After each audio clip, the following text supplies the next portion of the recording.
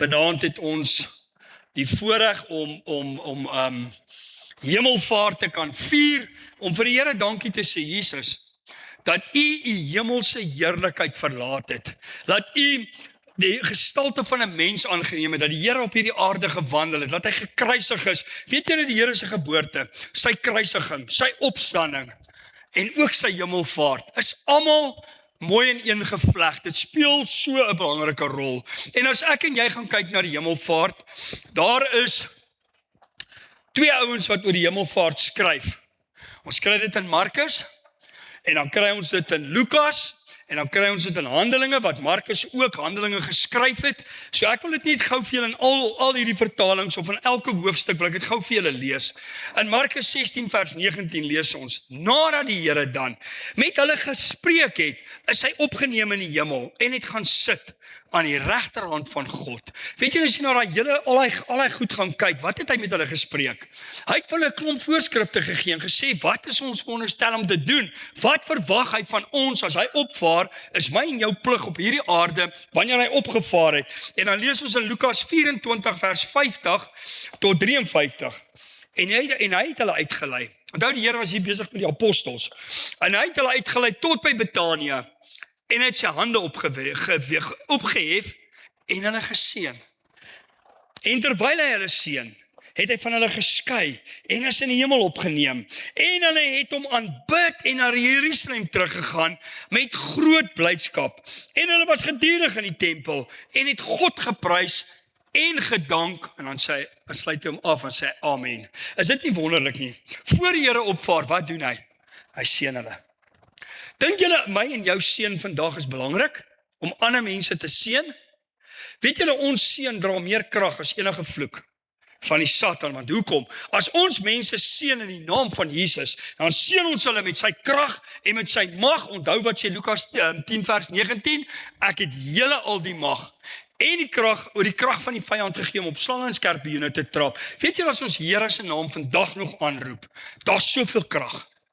Daar's soveel wonderwerke wat in sy naam lê. Weet jy, as ons sy naam aanroep, die duiwel raak bang. Hy hou nie daarvan nie. Hoekom dink julle fight die mense vandag oor Jesus? Gaan kyk, hulle beklei oor geen ander geloof nie. Ja, prys die Here, die Christene wat nou opstaan met hierdie Sharia geloof van, ek weet nie wat nog alles nie, en die moslems en al hierdie goed, staan die mense daar 'n bietjie op. Maar die Here se naam is die naam wat die meeste gebruik word.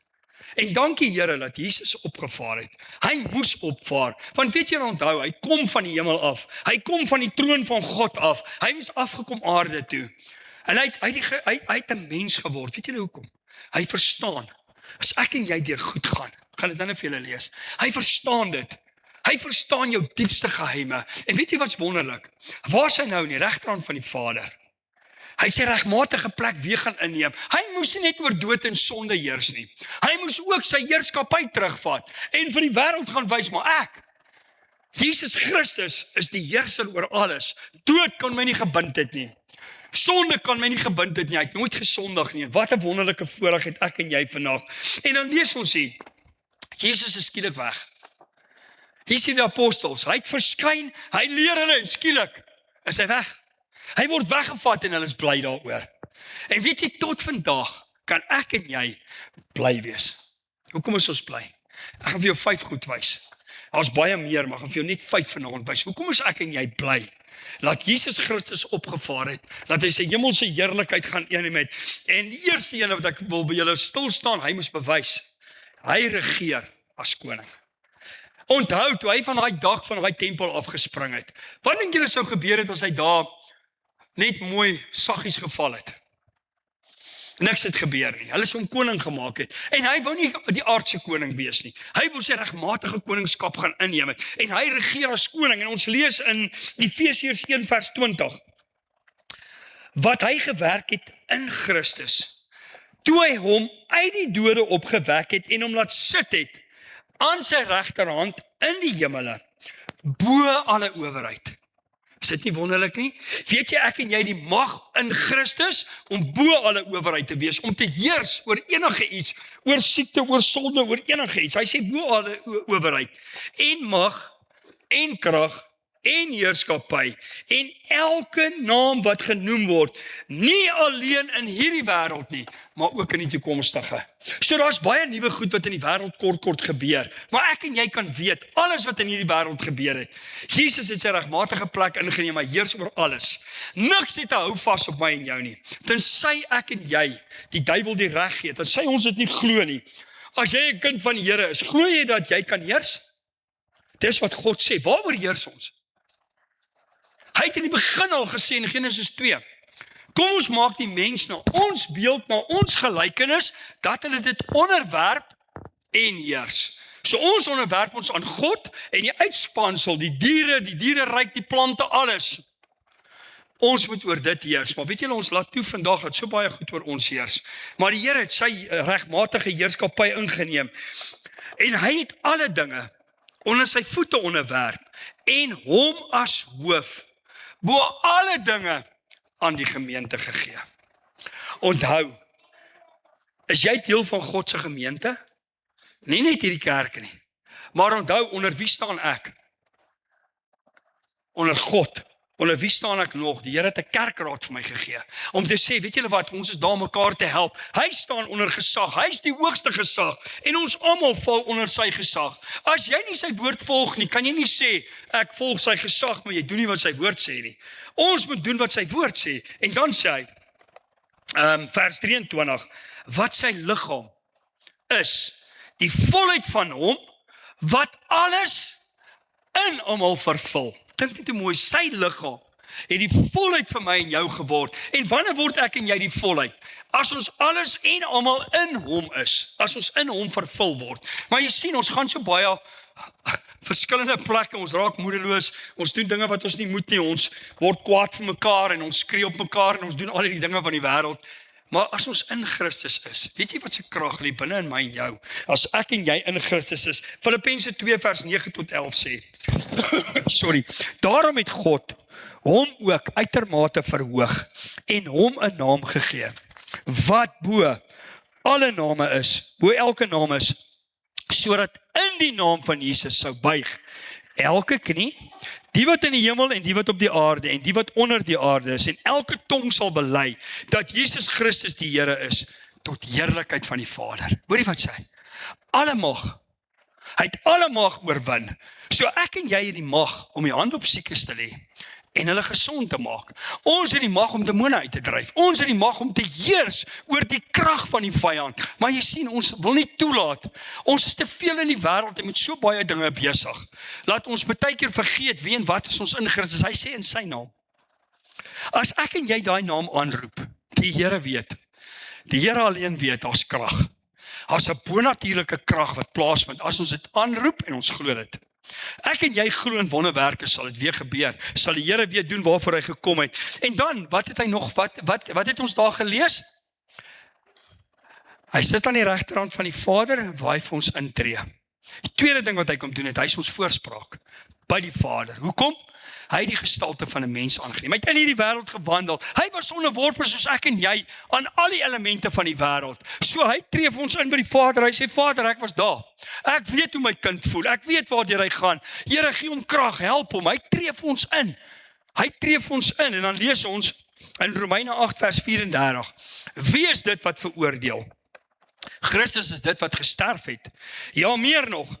Wat ook opgewek is, wat aan die regterhand van God sit, wat ook vir ons intree. Hy moet my sussie, weet jy wat, as jy alleen voel, as jy voel, Here, dit wil nie werk nie. Die Here al weet, ek dink as ek nou vir iemand moet vra, wie het aanvalle? Ons het almal aanvalle. Prys die Here. Die aanvalle maak jou of beter of bitter. Kies om beter te word, om te sê, Here, die Here weet, as ek julle moet vertel die aanvalle in my lewe, maar as ek staan vanaand hier met 'n blymoedigheid in my hart, want ek besef, Here, wat het U vir my gedoen? Wat se prys het U vir my? Hoekom moet ek in sak en as gaan sit? Hoekom moet my kop hang as God in beheer is? Hoekom moet ons twyfel? Want in sy naam het ek en jy mag, en ek besef weer vandag, Here, hoeveel mag gebruik ons regtig om te heers oor die aanvalle, om die duiwel in sy soos in Engels sê, in sy tracks te stop, te sê, Satan, jy het lang genoeg met my gemors, stop dit. Partykeer glo ons een ding, maar ons praat 'n ander ding. Partykeer sê ons, Here, die woord is die waarheid, maar ons volg dit nie. Kom ons sê, Here, U het dit vir ons kom doen. En dan lees ons in Hebreërs 4, vers 14. Hy is aan die regterhand van die Vader, terwyl ons dan 'n groot hoërpriester het, wat deur die hemele deurgegaan het, naamlik Jesus die Seun van God. Laat ons hierdie belydenis vashou. Wat 'n belydenis? Kom ons lees verder. Wat 'n belydenis? Want ons het nie 'n hoërpriester wat nie met ons swakhede medelee het nie. Weet jy, kan jy genade vir die volgende ou gee? Weet jy, toe Bertus, ek sien vandag op hy groepie, hy is so besig. Hulle hou hom so besig, maar hy's vanaand hier. Weet jy, jy verstaan nie ek en jy verstaan nie elke ou se storie, om vanaand by 'n bidtuur te wees nie, of om Sondag by die kerk te kom nie, of wat in sy lewe altyd aan die gang is nie. Want weet jy hoekom, ons stel baie keer te min belang. Jy verstaan nie wat het 'n ou gekos om vanaand hier te kom nie, waartoe het hy gegaan nie. Maar hier sê hy, die Here is 'n hoërpriester, wat met my en jou medelee het. Hy het met die volgende ou medelee, al het ek en jy nie met hom medelee nie. Hy het medelee. En dan sê hy, want ons het nie 'n hoërpriester, wat nie met ons swakhede medelee nie, maar een, wat in alle opsigte versoek is, net soos ons, maar sonder sonde. Hy was ook versoek. Ek en jy wat so maklik sê, ons is net mens. Jy is nie net mens, my broer, sê, wat is jy? Jy is 'n gees met 'n siel binne in 'n liggaam. Die probleem lê is ons gee te veel vir die siel, die gedenke, die emosies. Ons gee te veel krag. Kom ons word meer gees en ons sê, Here, weet jy wat vir my so mooi, een van die kinders hier in ons kerk, donderdag daar by Marenski, verlede donderdag, toe sê sy my pastoor, praat 'n bietjie, as jy weer kom, ek kan nou nie, wat sal dit nou volgende keer doen, praat 'n bietjie oor die gees en die vlees. Wat is die verskil tussen die gees en die vlees? Jong kinders wat, die Bybel sê, hulle gaan ons vooruit. Kom ons sê, Here, laat ons meer in die gees kom. As ons meer in die gees kom, gaan ons minder sê, ek is net 'n mens. Sien, dit is 'n verskoning wat die duiwel met ons almal, ek ook, die Here weet, as ek myself bejammer en as ek myself wil regverdig, dan sê ek, man, ek is net 'n gees, ek is net 'n vlees. Ek is maar net 'n mens. Word meer gees, in plaas van dat ons meer mens is. Dan sê hy, in vers 16, laat ons dan met vrymoedigheid na die troon van genade gaan, om wat? Eerstens barmhartigheid te verkry en genade kan vind om op die regte tyd gehelp te word. Jy sien in die ou tyd, ons ken die verhaal. In die ou tyd moes hulle die hele tyd offers bring. En daai offer was baie keer 'n harde offer, want God het baie keer nie daai offer aangeneem nie. Ons lees van baie van al die konings wat hulle probeer offers gee en God het nie aangeneem nie. Maar weet jy wat, nou het hy 'n volmaakte offer gestuur. Sy naam is Jesus. Hy is ons hoërpriester. Hy verstaan ons probleme. Weet jy wat, nou moet God ons offer aanneem. Ek sê dit nie arrogant as ek dit sê nie. Hoekom moet hy? Want Jesus het gesterf vir my en jou. Maar ek en jy, as ons die offer aangeneem het, moet ons by hom bly. Ons kan nie net sê, Here, ons neem die offer aan en ons maak die offer cheap nie. Jesus se dood is nie cheap nie. Dis nie goedkoop nie. Dit het hom 'n prys gekos. Dit het hom sy lewe gekos om my en jou te red. En dan, wat het Jesus nog vir ons kom doen? Die derde ding is, hy het gesê, ek stuur vir julle die trooster, die Heilige Gees, wat altyd by julle sal wees. So jy weet hoe baie keer dan voel ons is alleen. Wie het al so gevoel? Here, ek het julle ons al vertel, het vir my die lekkerste plek, om onder hierdie boom te kom stop hier so in 'n pity party te gooi. En myself te bejammer, maar ek gaan vir julle iets vertel. Dis gewoonlik die plek waar die Heilige Gees die duidelikste met my praat. Dis gewoonlik daai pity party waar die Here verander in 'n triomf vir hom. Want hoekom? Die Heilige Gees ken my hart. Die Heilige Gees is saam met my. Dis hoekom die Here opgevaar het om te sê, onthou toe hy op hierdie aarde was, hy kon nie oral wees nie. Hy stuur sy Gees binne in ons, wat oral altyd by jou is. Jy's nie alleen nie, want Hebreërs 13 vers 5 sê, ek sal jou nooit begewe, ek sal jou nooit verlaat nie, hy is altyd by ons. Kom ons kyk die Heilige Gees. In Johannes 16 vers 7.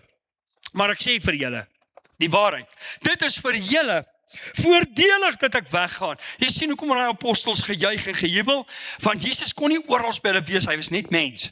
Maar toe hy weggaan, toe sal hy bly.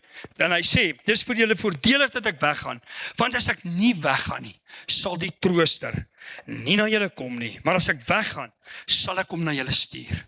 Prys die Here, hy het 'n belofte gemaak. Ek gaan weg, maar ek stuur iets wat op daai oomblik vir julle beter gaan wees, wat altyd by julle gaan wees, wat julle gaan troos, wat julle gaan bemoedig. Wat doen die Heilige Gees nog? Kom ons lees vers 8. En as hy kom, sal hy die wêreld oortuig van sonde. Onthou, ek en jy was ook in die wêreld. Ons het ook sonde gedoen. En as dit nie vir die Heilige Gees was nie, was ons nie gered nie. Hy het eers oor jou gekom, want die Bybel sê ons roep Abba Vader deur die Heilige Gees. So hy het oor jou gekom, jy het jou hart vir die Here gegee, om die wêreld te oortuig van sonde en van geregtigheid. Wat is geregtigheid? Dis Jesus. Die reg wat hy ons voor die Vader kom gee het, sy dood en sy opstanding en van oordeel. Dan sê hy vers 9, Johannes 16 vers 9, van sonde, omdat hulle nie in my glo nie. Weet jy hoe belangrike stelling is hierdie? Sonde. Hoekom? Wat is sonde teen die Heilige Gees? As jy nie hoor en glo nie. As die Heilige Gees vir jou sê, hoor hierso, kry klaar met jou sonde, neem Jesus aan en jy doen dit nie en jy sterf, jy verhard jou hart. Dis so hier sê hy van sonde, omdat ons nie in hom glo nie. Weet jy hoe baie mense vandag is besig met valse godsdienst? Hulle neig na hierdie oudtydse geloof om te sê die Here het nog nie gekom nie. Hy het gekom, as ons nie in hom glo nie, my boetie en my sussie, goeie mense gaan nie hemel toe nie. Gelowige mense in Christus gaan hemel toe. Ons moet in hom glo, en dan sê hy, van sonde omdat hy nie in my geglo, en van geregtigheid, omdat ek na die Vader gaan, en julle my nie meer sal sien nie. So wat het hy gaan doen by die Vader? Hy het vir my en jou die reg teruggebring om kindskap van God te wees. Onthou, toe Jesus op aarde kom, toe herstel hy die vaderskap. Toe hoor ons nie nêrens nie, hy praat van julle Vader en my Vader. Sien, toe bring hy die vaderskap terug. En hy moes in die hemel gaan sit om dit vir ons terug te gee, om te sê, my kinders, God is nie meer kwaad vir julle nie. Ons skuld is betaal, hy het die skuld betaal. Nou het ons die vrede, en dan sê hy in vers 11, en van oordeel, omdat die owerste van hierdie wêreld geoordeel is. Wanneer gaan jy geoordeel word? Nie op hierdie aarde meer nie. Maar die dag as die Here kom, gaan hy vir my en jou oordeel. Hy sê, ek kom en my loon is by my, om elkeen te vergeld, volgens wat hy op hierdie aarde gedoen het in hierdie liggaam, of dit goed is of sleg is, 2 Korintiërs 10 vers 5 wat dit sê. En dan sê hy, Johannes 14 vers 16, ek sal die Vader bid, en hy sal julle 'n ander trooster gee, om by julle te bly tot in ewigheid. Dankie Here. Ons is nooit alleen nie. Maar die trooster, die Heilige Gees wat die Vader in my naam sal stuur, hy sal julle alles leer en julle herinner om aan alles wat ek vir julle gesê het. As jy nie weet wat om te doen nie, kyk wat het Jesus gedoen. Gaan volg Jesus, gaan volg sy storie. Weet jy, dis nie 'n storie nie, dis eintlik, ek sê dit verkeerd, want Jesus is 'n storie, maar dis 'n lewendige storie. Dis 'n storie wat die waarheid is, dis nie net 'n fiksie nie. Dis iets wat werklik gebeur het. En dan die 4de ding, wat het hy ons nog beloof? Ek kom weer. Ek kom weer. Gaan 'n dag aanbreek, prys die Here. 1 Tessalonisense 4 vers 13 sê, as die Here kom, gaan hy in die wolke afkom. Hy sê, hulle wat in Christus gesterf het, sal eers sterf, die grafte gaan oopgaan, hulle gaan opstaan, en ons wat in hierdie lewe agtergebly het, gaan saam met hom in die wolke verder weggevoer word. So sal ons in die hemel wees. Dan sê hy in vers 18, bemoedig mekaar. Hoekom? Hy kom weer. Hy is nie weg nie. Ons is nie alleen nie. Hy het 'n trooster gesien en hy kom weer. Johannes 14 vers 1. Nee, ek ook. Ja, Johannes 14 vers 18. Ek sal julle nie as wese agterlaat nie. Ek kom weer. Waar beloof hy dit? Openbaring 22 vers 20 sê, hy wat getuig, sê ja, ek kom gou. Amen. Ja, kom gou Here Jesus. Ek dink ons wêreld is te mekaar. Ons wil nog almal lank lewe, maar die Here moet kom. As hy vanaand vir jou kom, kan jy sê, Here, gaan saam. Die Here weet ek wil nie agterbly nie. Want as jy agterbly, gaan jy met jou lewe boet. Jy gaan nie anders gered word nie. En dan lees ons in Hebreërs 9 vers 28. So sal Christus ook, nadat hy homself eenmaal geoffer is, om die sonde van baie weggeneem, vir die tweede maal, sonder sonde verskyn, om die wat hom verwag tot saligheid. So as hy die tweede keer kom, as ek en jy as ons hom aangeneem het, ons sonde bely, ons het klaar gekry met sonde, dan kom hy terug, om my en jou te kom haal tot saligheid. Hy kom nie oordeel nie. Hy kom die sondaar oordeel. Hy kom die ou oordeel wat dit nie gemaak het nie. Ek en jy gaan nie geoordeel word nie. Nou sê jy dit nie gemaak het nie. Maar as jy dit gemaak het, dis wat hy sê, ek kom die tweede keer. So met ander woorde, hy was al hier. Baie mense sê hy was nog nie. Prys die Here, hy was hier en hy's weg. Maar hy's ook nie weg nie, want hy sy gees wat binne hom is vir ons gestuur. En dan sê hy in Titus 2 vers 13, en ek lees dit vir julle in die 83 vertaling. Hy sê terwyl ons uitsien na die gelukkige dag wat ons verwag. Wie verwag na daai gelukkige dag? Ons sien uit na daai dag as Jesus terugkom, as hy ons kom haal, en dan sê hy, op daardie dag sal die heerlikheid van ons groote God en Verlosser, Jesus Christus verskyn.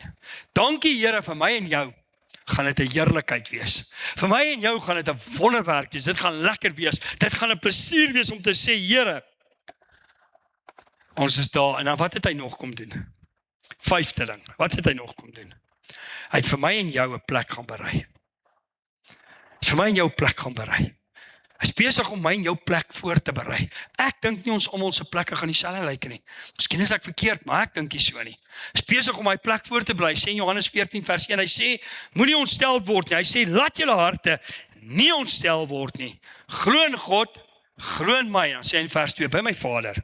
In die huis van my Vader is daar baie wonings. As dit nie so was nie, sou ek dit vir julle gesê het.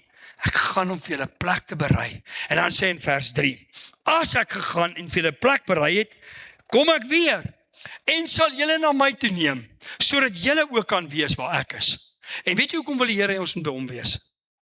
Want die duiwel kan nie meer by hom uitkom nie. Hy's besig, my boetie en my sussie, om jou huis reg te maak. Is jy besig om jou eie hart reg te maak en te sê, Here, as U nou kom, wil ek saamgaan. Here, berei my huis voor, help my, wys vir my, waar's my foute, wat moet ek verander, wat moet ek meer maak, wat moet ek beter maak? Prys die Here. Hy kom weer. Sê in vers 3, ek kom weer om julle te neem waar ek is. Waar is hy? Aan die regterhand van die Vader. Dis waar hy wil hê ons moet wees, in die Vader se teenwoordigheid. In sy teenwoordigheid is nie siekte nie. In sy teenwoordigheid is nie dood nie. Sy teenwoordigheid is nie teleurstellings nie. Daar's niks sleg in sy teenwoordigheid nie. En dan wil ek afsluit, nog 2 skrifte. 1 Petrus 1 vers 4. Sodat ons 'n onverganklike en onbesmette en onverwelklike erfenis kan verkry, wat in die hemel bewaar is vir ons. Is dit nie mooi nie? Alles op hierdie aarde word besmet, alles word verwelk, alles gaan dood, die een ding kom en die volgende ding gaan. Hy sê maar vir ons, is 'n onverwelklike hemel, 'n wonderlike hemel voorberei. En dan sê in Jesaja 51 vers 11, hy praat eintlik hier van die dood.